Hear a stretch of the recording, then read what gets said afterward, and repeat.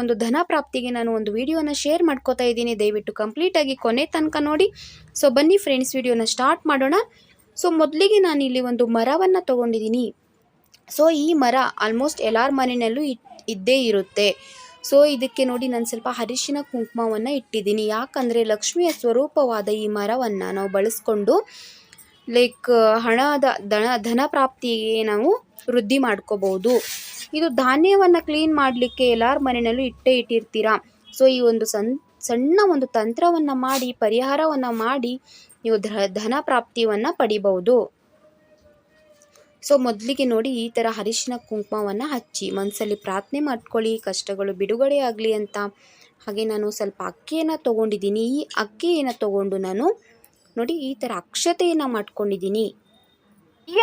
ಈ ಅಕ್ಷತೆಯನ್ನು ನಾವು ಸ್ವಲ್ಪ ತುಪ್ಪ ಮತ್ತು ಅರಿಶಿನವನ್ನು ಮಿಕ್ಸ್ ಮಾಡಿ ಮಾಡ್ಕೋಬೇಕಾಗುತ್ತೆ. ಅಕ್ಕಿಯಿಂದ ಸಂಕಲ್ಪವನ್ನು ಮಾಡ್ಕೊಳ್ಳಿ. ಸೊ ಕಷ್ಟಗಳು ಬಿಡುಗಡೆ ಆಗಲಿ ಅಂತ ಈ ಪರಿಹಾರವನ್ನು ನೀವು ಖಂಡಿತವಾಗಿಯೂ ನಿಮಗೆ ಬೇಗ ಕಾರ್ಯಸಿದ್ಧಿ ಆಗುತ್ತೆ. ಇದು ಒಂದು ನೀವು ಮಂಗಳವಾರ ಸಂಜೆ ಮಾಡ್ಕೋಬೇಕಾಗುತ್ತೆ. ಮಂಗಳವಾರ ಸಂಜೆ ಲಕ್ಷ್ಮೀ ಬರೋ ಟೈಮಲ್ಲಿ ಮನೆಯಲ್ಲಿ ಅಂದರೆ ಗೋಧೂಳಿ ಸಮಯದಲ್ಲಿ ನೀವು ಮಾಡಿಕೊಂಡ್ರೆ ತುಂಬಾ ಒಳ್ಳೆಯದು.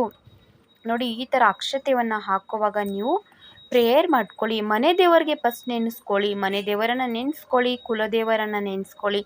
ಬೇಗನೆ ಕೆಲಸಗಳು ಆಗುತ್ತೆ. ಯಾವುದೇ ರೀತಿ ಅಡಚಣೆ ಇಲ್ದಂಗೆ ಕೆಲಸಗಳು ಆಗುತ್ತೆ. ಇಲ್ಲಿ ನಾನು ಒಂದು ಬೆಲ್ಲವನ್ನು ತೊಗೊಂಡಿದ್ದೀನಿ. ಯಾಕಂದರೆ ಬೆಲ್ಲದ ದೀಪಾರಾಧನೆಯನ್ನು ಮಾಡೋದ್ರಿಂದ ತುಂಬಾ ಒಳ್ಳೆಯದು. ಈ ಧನ ಪ್ರಾಪ್ತಿಗೆ ಈ ಥರನೇ ದೀಪಾರಾಧನೆ ಮಾಡಬೇಕಾಗುತ್ತೆ. ಈ ತುಪ್ಪವನ್ನು ಹಾಕಿ ನಾವು ದೀಪವನ್ನು ಹಚ್ಚಬೇಕಾಗುತ್ತೆ. ತುಪ್ಪದ ದೀಪ ಮತ್ತು ಬೆಲ್ಲದ ದೀಪ ತುಂಬಾ ಶ್ರೇಷ್ಠವಾಗಿರೋದ್ರಿಂದ ನಾವು ಈ ದೀಪಾರಾಧನೆಯನ್ನು ಮಾಡೋದ್ರಿಂದ ಬೇಗ ಕೆಲಸಗಳಾಗುತ್ತೆ. ಯಾವುದೇ ರೀತಿ ಅಡಚಣೆಗಳು ಇಲ್ದಂಗೆ ಕೆಲಸಗಳು ಆಗುತ್ತೆ. ಸೊ ನಾನಿಲ್ಲಿ ದೀಪವನ್ನು ಹಚ್ತಾ ಇದ್ದೀನಿ. ಸೊ ನಾನು ಫ್ಯಾನ್ ಹಾಕಿದ್ದೆ. ಸೊ ಅದರಿಂದ ದೀಪ ಸೊ ನೋಡಿ ಮತ್ತೆ ನಾನು ದೀಪವನ್ನು ಹಚ್ತಾ ಇದ್ದೀನಿ.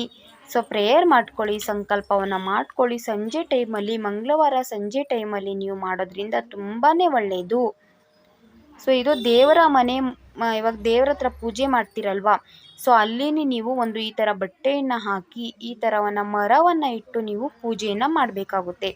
ಸೊ ಆಲ್ಮೋಸ್ಟ್ ಎಲ್ಲರ ಮನೆಯಲ್ಲೂ ಇದ್ದೇ ಇರುತ್ತೆ ಫ್ರೆಂಡ್ಸ್. ಯಾವುದೇ ಕಾರಣಕ್ಕೂ ಯಾರ ಮನೆಯಲ್ಲೂ ಇಲ್ಲ ಅಂದ್ಕೋಬೇಡಿ. ಸೊ ಧಾನ್ಯವನ್ನು ಕ್ಲೀನ್ ಮಾಡಲಿಕ್ಕೆ ನಾವು ಎಲ್ಲರೂ ಇಟ್ಟಿರ್ತೀವಿ. ಸೊ ನೋಡಿ ನಮಸ್ಕಾರ ಮಾಡ್ಕೊಳ್ಳಿ, ಸಂಕಲ್ಪವನ್ನು ಮಾಡ್ಕೊಳ್ಳಿ.